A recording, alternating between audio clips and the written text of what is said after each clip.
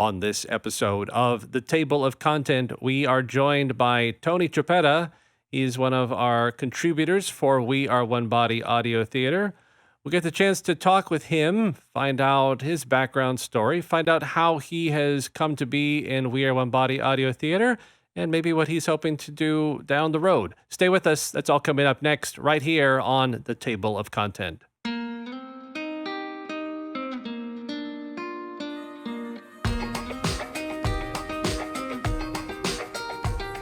Welcome to this episode of The Table of Content. I am your host, Albert Saenz. This is the show where we talk about everything happening with We Are One Body Audio Theater.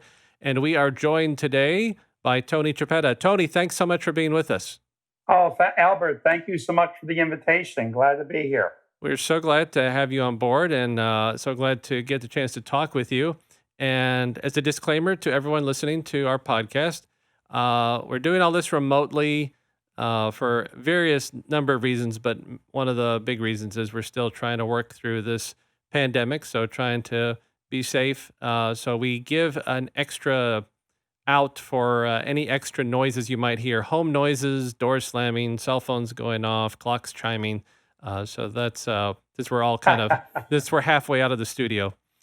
Tony, so let's just get right into you. Sure. I've read your bio, and I remember I got to meet you when you first kind of came into the studio, and you were giving us a little bit of background. But can you sort of elaborate upon that for our listeners? Sure. I spent the better part of my full-time working years in the field of public finance. Basically, what this involved was working with school districts, municipalities, water and sewer authorities, and essentially walking them through the bond issuance process. Municipal bond issues are the primary way that school districts and whatnot pay for large capital improvement or infrastructure type projects. So this involved a fair amount of public speaking. I often found myself in a conference room with a school board or a borough council, basically walking them through the mechanics of how to issue their bonds and borrow the funds necessary for these projects. And then over the years, we were involved with having exhibit booths at conferences, and I got invited to speak and make presentations at various conferences and serve on panels and the like. So when retirement finally rolled around, it was like, well, what am I going to do now? And I received a flyer in the mail. This is about 4 years ago now, from CCAC, Community College of Allegheny County. And I saw a course in there on voiceover. And I said, now that is very appealing to me. I did a lot of public speaking when I was in my full-time working years. And I guess I consider myself very blessed to feel very comfortable with public speaking. Some people, the mere mention of doing something like that, they would just as soon have a root canal. Sure, that's a good example. So I took the course at CCAC, and my instructor referred me to the folks at the audiobook program at Carnegie Library. And of course, unfortunately, since the pandemic, I've not been out there to produce any audiobooks for them since March, but I'm really hoping that they're back up and running shortly. But that's how I really got started, recording audiobooks for the Carnegie Library audiobook program. The Carnegie received a large federal grant, and they received money from the Allegheny County Regional Asset District, and they had to make a substantial investment in their recording studios. I mean, they have two professional recording studios there and a sound console and all of that.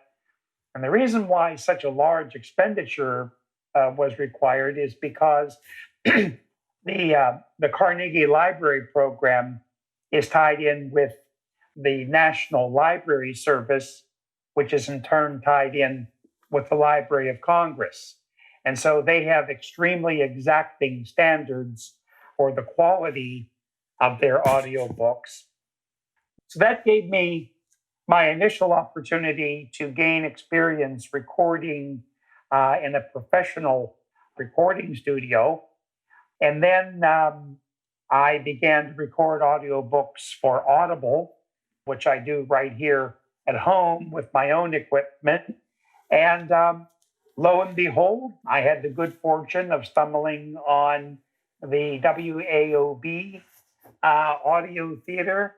Had the wonderful opportunity to work with Tom and Gretelin and John, just extremely top notch professionals. And once again, because of the pandemic, I've not been out to the studios to record probably since February. But just the other day, we did a remote recording session. And so at least I've had the opportunity to keep involved with the WAOB audio theater in that way. So it's been a really, really wonderful experience. I'm always super impressed with the caliber of the program, the high level of professionalism of the folks at WAOB, and I just can't wait to get back out and see them in person again. Well, I think they will be happy to get back into the studio themselves and be able to meet everyone again and work together in person. But I know that they have been excited to be able to continue the remote work with those who have been available. Yes. I want to go back to something that you were talking about because I think it was really a great note that you said. You were talking about the investment in the studios at Carnegie and the exacting standards. And I'm glad to hear that because it would be real easy just to say, "Hey, here's a computer, here's a cheap microphone. Can you read us a book, read us a story, and we'll kind of put it up there." But to know that there is care and concern and attention to detail, the way you noted, into these recordings, that's a good sign for voiceover and for the good work that people like you are doing, I think. Yes. Now, you haven't been around WAB Audio Theater too terribly long, but you've been around a reasonable amount of time, kind of over the past year, I'd say. Is that A fair? couple years. Yeah. A couple years, okay. Yeah.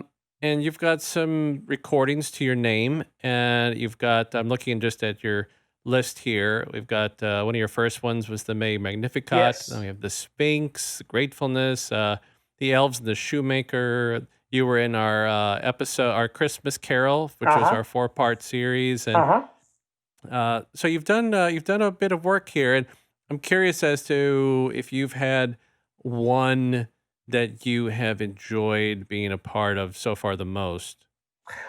Oh wow. I'm going to really wimp out here, Albert. Okay. All of them. All right, that's fair. Yeah. Really, again, Gretelin and the staff do, in my opinion, an absolutely superb job of not only producing these short stories and these poems, but also selecting them. Like the remote recording session, we worked on a little short story called The Coming of the King by Laura E. Richards. Basically, the story involves children who had a playground that was very, very messy, and they heard that the king was coming. And so they wanted the king to be impressed if he looked over the fence into their playground. And so they went to great lengths to clean up the playground and get it all neat and tidy. So My initial impression of this story was that it involved, like, say, for example, the King of England riding through town, a monarch. Sure. But Yep. in working with John, John pointed out to me that, well, he said, if you know anything about Laura E. Richards, she is a very prolific Christian writer. And his interpretation was that what Laura really had in mind when she wrote The Coming of the King was not so much a monarch, but the coming of Christ, the coming Right. of Jesus. Right. Right. And it's like, John, I never really thought of it that way. And Albert, I'll tell you, it was like once he pointed that out to me and gave me that slightly different slant, that like totally changed my approach to my narration of the poem, or of the short story, I should say. I just somehow felt more inspired knowing that I was doing a work that was really talking about the coming of Jesus and not the coming of a worldly king. Mm-hmm. So that just gives you an idea of the caliber of the staff that you have out there at the audio theater. Well, we appreciate your kind thoughts towards us. We definitely Yes, try to keep things high caliber, as you say. yes, very much so. So, Tony, we're coming up here on the back end of the show, but I want to Okay. ask you a question. Do you Yes. think that things like the stories and poems and other work that audio theater is doing, do you think those type of works have of importance for people who don't have any other way to ingest sort of stories? Oh, most assuredly. Sure. I think what the audio theater provides really is something for all ages. From what I've seen, the productions obviously range from young children's productions up to senior age adults, and I think as we move forward with technology, if anything, it's going to continue to play an even larger role in giving people an added way of being exposed to good literature.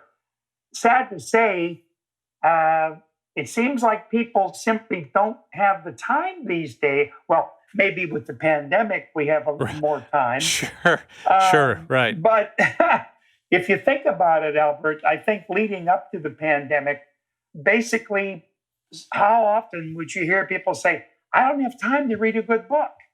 And that's really sad.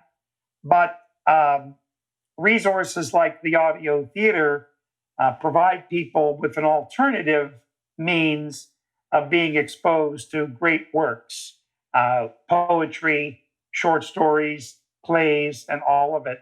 So I just really hope that the program continues to grow and expand. Well, we most certainly hope that it does as well. And as long as we continue to have good volunteers such as yourself giving of their time and their talent, I think that there's a many years to come for audio theater. Yes, we certainly hope and pray so.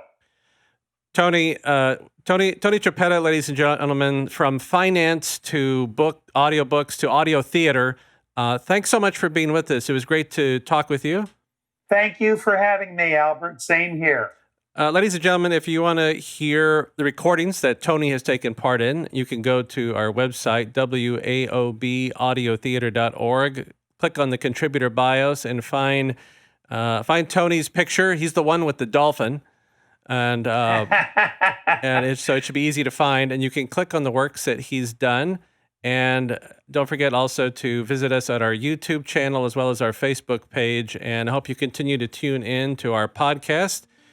As always, thanks so much for listening wherever you are. Take care, be safe, and we will catch you next time on The Table of Content.